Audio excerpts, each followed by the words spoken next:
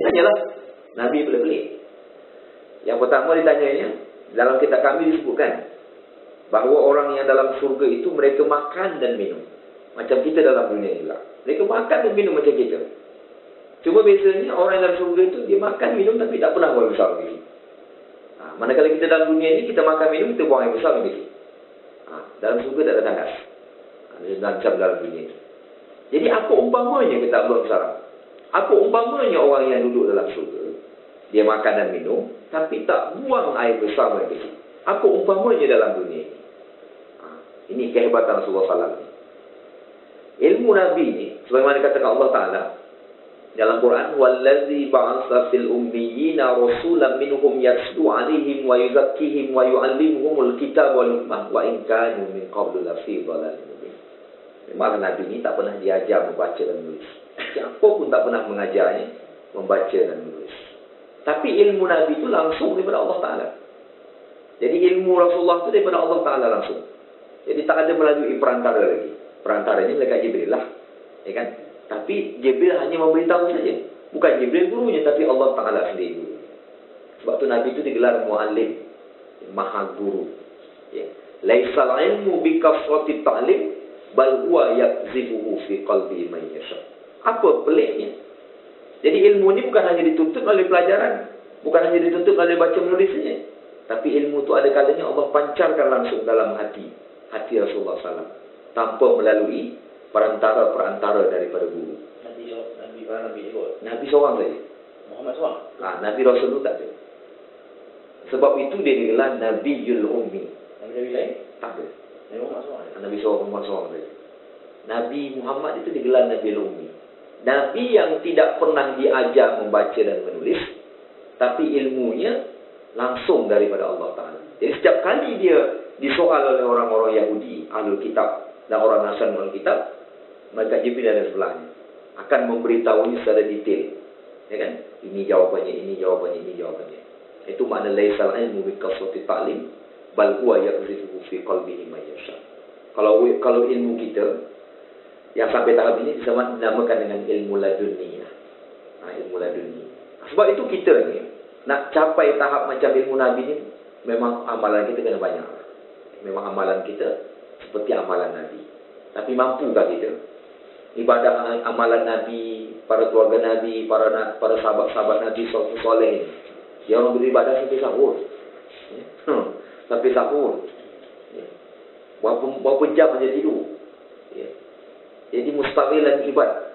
Hari-hari hidupnya sibuk dengan ibadah. Jadi macam mana ibadah kita nak sampai ke tahap macam tu? Dia kerja. Dia kerja. Bekerja juga. Malam mereka ibadah. Siang mereka sebagai businessman, ya. Sebagai ketua negara, Rasulullah, ya. Lepas tu sebagai petani, peladang sebagainya. Tapi malam sebagai sufi. Sebagai seorang sufi. Dia duduk, ya, bermunajat kepada Allah Ta'ala. Begitulah kerjanya hari-hari, siang dan malam. Ya, sebab mereka ni tahapnya dan tahap spiritualismnya sangat tinggi lah. Ilmu kerohanian tinggi. Dia duduk dalam dunia ni, tapi dia tak rasa macam dalam dunia. Macam mana tu? Jadi macam mana kita nak sampai tahap itu? Berat. Sebab itulah kita kena berselawat banyak pada Nabi. Supaya apa? Supaya amalan kita ni sampai macam Rasulullah SAW. Ya. Melalui perantara Nabi. Ya ayyuhallazina amanu taqullah wabtaghu ilaihil wasilah wajahidu fi sabilillah. Kalau nak mengharapkan amalan kita ni aja, tak mampu kita nak sampai pada Allah Ta'ala. Kita mesti melalui perantara Nabi. Doa kita pun melalui perantara Nabi. Sebab itu selawat, ya. Nabi kata, siapa yang nak berdoa kepada Allah Ta'ala, lalu kemudian tidak mengucapkan hamdalah, tidak memuji Allah SWT, kemudian tidak berselawat pada Nabi. Orang berdoa macam ni ibarat macam dia nak memanah, tapi tak ada dia punya busur. Dia hanya campak aja anak panah saja. Itulah umpama dia berdoa. Kalau nak berdoa tu kena puji Allah Ta'ala ni. Kena puji Nabi. Dia berwasilah ni. Wasilah yang paling baik si Allah Ta'ala adalah ketaatan kepada-Nya. Itu yang paling tinggi sekali. Yang keduanya, berselawat kepada Nabi. Banyak-banyak berselawat kepada Nabi. Ini bulan Sya'ban ini. Di antara keutamaan bulan Sya'ban ni, yang pertama puasa lah. Ini sepanjang tahun ni amalannya adalah puasa. Puasa sunat ni di bulan Sya'ban. Yang keduanya adalah istighfar. Sebab bulan ini adalah bulan pengampunan Allah Ta'ala. Bulan Rajab, bulan pengampunan Allah. Bulan Sya'ban, bulan pengampunan Allah Ta'ala. Bulan Ramadan adalah kemuncak daripada bulan pengampunan Allah Ta'ala. Yang ketiga, banyak-banyak berselawat kepada Nabi. Sebab apa? Ini bulannya bulan syafaat. Bulan syafaatnya Rasulullah SAW. Jadi, wallazi ba'asa fil ummiyyin, bahawa Rasulullah Ta'ala itu diutus oleh Allah Ta'ala kepada mereka, ya, kepada mereka yang buta huruf, ya, yang mengajarkan kepada mereka hikmah dan kitab. Wallazi ba'asa fil ummiyyin rasulan minhum yatlu 'alaihim wa yuzakkihim wa yu'allimuhumul kitaba wal hikmah. Dan mengajarkan kepada mereka hikmah dan kitab. Hikmah itu adalah ungkapan Rasulullah SAW, dan kitab itu adalah Al-Quranul Karim. Wa in kanu min qablu la fi dhalalin mubin, untuk mengeluarkan mereka daripada kesesatan itu. Menuju pada petunjuk Allah Subhanahu Wa Taala. Inilah sebenarnya. Jadi kalau kita mohon pada Allah Taala umur yang panjang, jadi umur yang panjang ini kita mohon pada Allah Taala dalam masa yang sama, permohonan kita itu hendaklah kita memohon pada Allah Taala. Kalau Allah Taala panjangkan umur kita, hendaklah kita sentiasa di dalam ketaatan kepadanya. Sentiasa dalam ketaatan kepadanya. Sampailah akhir hayat kita. Ya. Sebab Allah Ta'ala ini akan melihat kita. Melihat amalan kita, amalan-amalan kebaikan yang kita lakukan. Itu Allah Ta'ala, Allah lihat pada kita. Dalam masa Allah Ta'ala lihat juga amalan-amalan yang dilakukan kita. Yang buruk-buruk yang kita lakukan. Apabila keburukan-keburukan itu banyak yang kita lakukan, lalu kemudian Allah Ta'ala kehendaki supaya kita jadi baik, maka dibimbing kita. Bimbingan itu banyak-banyaklah. Misalnya dengan cara memberikan hidayah dalam hati kita. Tapi semua itu yang kita nakkan itu, kita kena usaha dulu. Allah Ta'ala nak tengok kita berusaha dulu. Inna Allah yughayyiru ma biqaumin hatta yughayyiru ma bi anfusihim. Allah tak akan ubah seseorang itu kalau dia tak sendiri yang ubah. Allah nak tengok dulu yang kita berusaha itu. Ada tak usaha kita? Baru ditolong. Macam orang sakit tadi. Dia usaha macam-macam dia buat. Buat ni, buat tu kan. Selagi ajal belum sampai, selagi itu ada, setiap penyakit itu ada ubat dia. Cuma kita tak nampak saja apa ubat dia. Kita berusaha sambil mohon pada Allah Ta'ala, ya Allah, anugerahkan dia kesihatan, anugerahkan dia kesembuhan. Ini macam bahasa yang paling tinggi lah. Anugerahkan aku hidayah, anugerahkan aku taufik, inayah dan sebagainya. Kita mohon pada Allah Ta'ala semacam itu, dan Allah Ta'ala akan memberikan anugerah itu dengan jalan yang tidak disangka-sangka. Muzhirul ajaib, keajaiban itu akan berlaku kepada kita di atas kehendak Allah Subhanahu Wa Ta'ala. Jadi banyak caranya kita nak minta umur yang panjang. Yang pertamanya, sebagaimana kata Nabi dalam hadis yang sahih, bahawa umur yang panjang itu boleh kita pohon melalui memanjangkan silaturahmi. Ya. Kita suka bersilaturahmi dengan orang, berbuat baik saja dengan orang. Ya. Ini penting. Ya. Macam Rasulullah lah. Rasulullah SAW ni kalau dia cerita hal tertentu pada orang lain, yang ceritanya semua baik-baik. Tak pernah menyinggung perasaan orang. Ya. Kalau dihina sekalipun dia tidak membalas hinaan itu dengan cara yang kasar.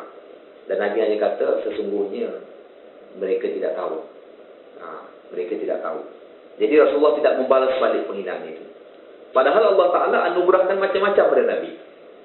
Di antara anugerah yang Allah Ta'ala beri pada Nabi itu yang pertama, apabila musuh berhadapan dengan Nabi, musuh itu gerun dengan takut. Belum cabut pedang lagi dah nak lari dah. Ya? Takut dengan Nabi itu. Macam mana takutnya musuh Allah dengan Nabi itu? Sejauh perjalanan sebulan. Wow, takutnya ada. Sejauh perjalanan sebulan. Sebulan takutnya dengan Nabi. Jumpa Nabi sebulan dah takut. Dah takut dah gerunnya tu. Tapi yang musuh ni, bukan yang tahan. Nabi tu mukanya handsome bukan main. Macam ni lah nak buat presentation final tu. Sebulan dah kita buat barang. Betul sekali. Jadi Nabi tu handsome orang ni bukan namanya pun Khatamul Anbiya kan. Penyudah daripada segala Nabi. Rasulullah ni adalah daripada 4 keturunan yang terpilih. Hanya kita tak boleh tahu saja. Cukuplah sampai Kanaan saja. Dalam sejarah dikatakan cukuplah sampai Kanaan saja kita tahu silsilah keturunan Nabi. Padahal Nabi SAW ini keturunannya daripada 4 keturunan Nabi yang terpilih. Sebagaimana kata Allah dalam Quran surah Ali Imran ayat 3, Inna Allah astafa Adama wa Nuhan wa ala Ibrahim wa ala Imran ala alamin. Sesungguhnya Allah Ta'ala telah memilih seorang pemimpin umat ini daripada 4 keturunan Nabi. Yang pertama Nabi Adam, yang kedua Nabi Nuh, yang kedua keluarga Ibrahim, dan yang ketiga adalah keluarga Imran alaihissalam. Jadi Nabi Muhammad ini daripada keturunan Ibrahim. Walaupun dia daripada keturunan Ibrahim, tapi keluarganya mirip dengan keluarga Imran. Hampir sama. Imran bukan dia Nabi. Ini kepada Maryam, Isa. Ibu kepada Nabi, bapa kepada Nabi, bapa kepada Maryam binti Imran. Imran itu dan tok kepada Nabi Isa alaihissalam. Jadi Muhammad dia satu keturunan. Dia dekat-dekat. Sebab Nabi itu dipilih daripada 4 keturunan ini. Cuma kita tak dibagi tahu secara detail lah. Cukup sampai Kanaan saja. Dalam sejarah dikatakan cukup sampai Kanaan saja. Tak boleh lebih daripada itu. Ketika kita memahami silsilah keturunan Nabi. Jadi kata Rasulullah, ketika Rasulullah dihina oleh kafir Quraisy ketika anak lelakinya meninggal. Anak lelaki Nabi yang paling sulung adalah Qasim. Sebab tu dia digelar Abul Qasim. Rasulullah itu digelar Abul Qasim, bapa kepada si Qasim. Yang kedua Ibrahim, yang ketiga adalah Tahir. Sewaktu anaknya meninggal, si Ibrahim meninggal di waktu kecil itu. Dan anak lelaki dia meninggal di waktu kecil. Ketika anak-anak Nabi meninggal waktu kecil, anak lakinya, maka orang-orang kafir Quraisy menghina Nabi. Dia kata apa? Nabi Muhammad itu telah terputus keturunannya. Dia telah terputus keturunannya. Sebab orang Arab jahiliyah ni, dia memandang keturunan itu pada anak lelaki saja, dan tidak memandang kepada anak perempuan. Sebab itu kalau anak perempuan dia lahir, bapak dia dah siap gali lubang. Lahir nampak aja perempuan, tanam hidup anak tu. Rampas kepada ibu. Walaupun ibu tak bagi, rampas masukkan dalam buku. Tanam hidup dalam keadaan macam tu. Kenapa mereka buat demikian? Kerananya mereka menganggap bahawa anak perempuan ini mendatangkan buruk buat mereka. Anak perempuan mana-mana. Setiap anak perempuan habis semua. Sebab anak ni. Itulah. Kalau Nabi tak datang memang tak adalah anak perempuan lagi. Habis semua anak perempuan. Tinggallah anak lelaki semua. Itulah. Jadi alasannya kenapa? Alasannya pertama, anak perempuan ni adalah tidak produktif. Kalau misalnya nanti dia dah besar, dia tak boleh tolong bapak dia merompak, tak boleh bertani, tak boleh tolong. Ini pandangan orang Arab jahiliyah. Yang kedua, kalau berlaku peperangan suku di antara puak-puak mereka tu, kabilah-kabilah mereka tu, yang jadi mangsa tu anak perempuan mereka. Jadi anak-anak dara mereka ni diambil, kemudian mak cakapnya dirogol oleh orang-orang musuh-musuh ni. Dia satu penghinaan yang besar buat dia. Jadi sebelum berlaku ni dibunuhnya daripada apa? Sebab dia boleh mendatangkan malu. Jadi kalau ayah anak perempuan tu dia rasa malu. Jadi perbuatan jahiliyah ni sebenarnya teruk tapi lebih teruk lagi perbuatan sekarang. Jadi benih-benih jahiliyah tu memang dah wujud sampai bila-bila tu, sampai hari kiamat. Apa buktinya? Zaman sekarang juga kita tengok seorang anak remaja yang melahirkan anak luar nikah dengan sebab menutup malu. Bukan hanya pada ketika anak dia lahir. Kalau orang Arab jahiliyah membunuh anak perempuan dia hidup, anak lelaki pun dibunuh orang sekarang kerana menutup malu. Dan pembunuhan tu lebih kejam lagi. Kadang-kadang dia baling daripada flatnya, daripada apartment, atau melahir di tandas, celup dengan anak itu dalam tandas sampai mati. Tak ada rasa kemanusiaan. Padahal zuriat sendiri. Lepas tu dibuang sampai bersumut-sumut dan sebagainya. Beribu banyaknya dalam dunia macam tu. Alasannya apa? Kerana untuk malu. Ternyata perbuatan jahiliyah ini berterusan sampai kali ini. Kalau orang Arab jahiliyah tu dia membunuh anak perempuan yang hidup disebabkan kerana nak rasa kehormatan dia supaya tidak tergugat. Tapi orang sekarang ni teruk. Dia bunuh dengan kejamnya. Jadi afa bi ayyi dzambin qutila. Dalam Quran surah Takwir ayat 7. Ya. Jadi atas dasar apa kamu membunuh mereka? Dosa-dosa apa yang telah dilakukan oleh mereka? Ya, apa yang mereka buat sampai mereka dibunuh dengan begitu kejam sekali? Macam itu. Jadi ketika orang Arab jahiliyah menghina Nabi dengan mengatakan bahawasanya Nabi itu telah terputus keturunannya, Nabi tak jawab. Nabi diam aja. Sampai akhirnya turun ayat Al-Quran. Bunyi Al-Quran apa? Bismillahirrahmanirrahim. Inna a'tainakal kautsar. Fasalli li rabbika wanhar. Inna syani'aka huwal abtar. Jadi pada ayat yang terakhir ini Allah Ta'ala katakan, wahai Muhammad, katakan pada mereka, sesungguhnya yang terputus hubungan itu bukanlah engkau Muhammad, tapi yang terputus hubungan itu adalah sebenarnya mereka, kata Allah Ta'ala. Jadi Allah Ta'ala sendiri menjawab pertanyaan yang hinaan yang dikemukakan oleh orang Arab jahiliyah tadi. Jadi Rasulullah SAW bersabda ketika ditanya tentang keadaan keturunannya. Kalau kita katakan keturunan Nabi dan Rasul dahulu itu mulia, dimuliakan Allah Ta'ala, bagaimana dengan keturunan Nabi? Mesti dimuliakan Allah Ta'ala, sebab dia adalah khatamul anbiya. Sampai Al-Quran turun menyatakan, innama yuridullahu yuzhiba ankumur risa ahlul bait wa yutahhirakum tathira. Sesungguhnya aku tak menghilangkan kekotorannya daripada kamu wahai ahlul bait, dan menyucikan kamu dengan sesucinya. Jadi keluarga Nabi adalah keluarga yang mulia. Sampai Nabi kata, siapa yang berselawat kepadaku, hendaklah berselawat kepada keluargaku. Allahumma salli ala Muhammad wa ala ali Muhammad. Jadi keturunan Nabi ini amat dimuliakan Allah Ta'ala. Cuma Nabi ini keturunannya mirip macam keluarga Imran AS. Nabi Imran itu dia tak ada anak lelaki. Imran Nabi.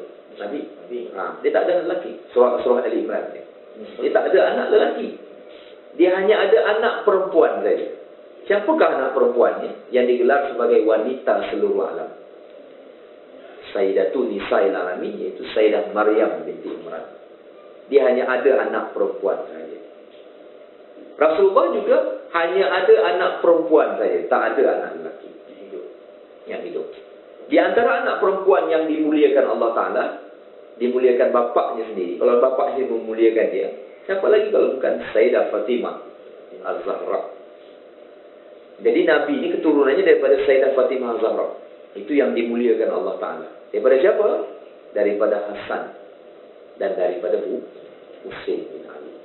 Jadi silsilah kepimpinan ini, imamah ini, kepimpinan Rasulullah SAW ini, dalam konteks khilafah ini, memimpin umat ini, ya, memimpin umat ini adalah daripada keturunan Al-Hasan dan Husain ini.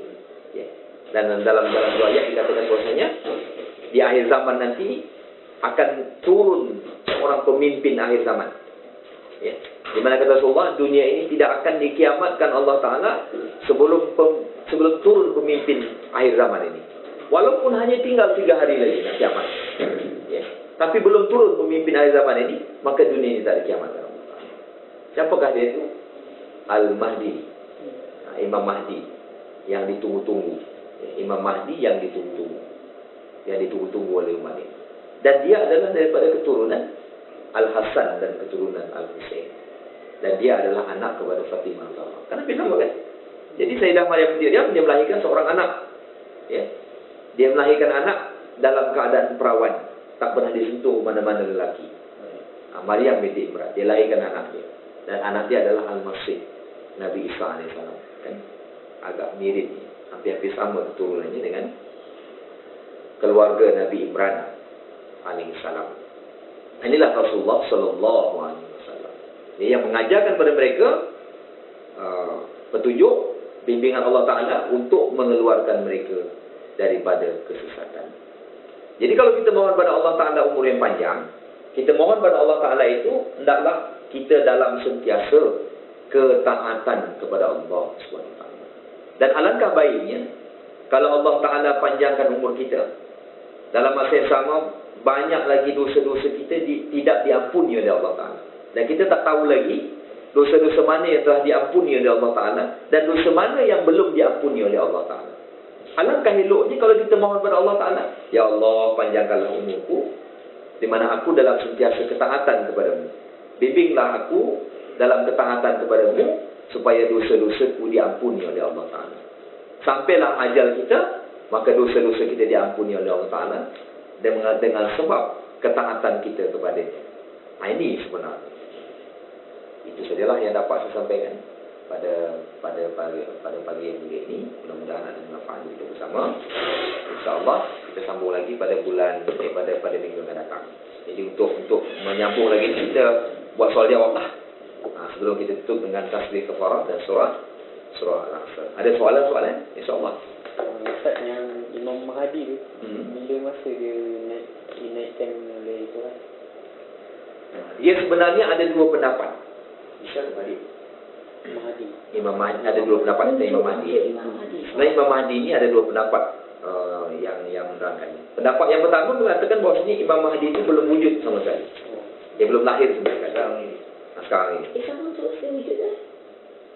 Dan ada yang mengatakan bahawasanya Imam Mahdi itu telah lahir. Dia dah ghaib. Masa dia lahir itu diraibkan oleh Allah Ta'ala dalam masa 5 tahun.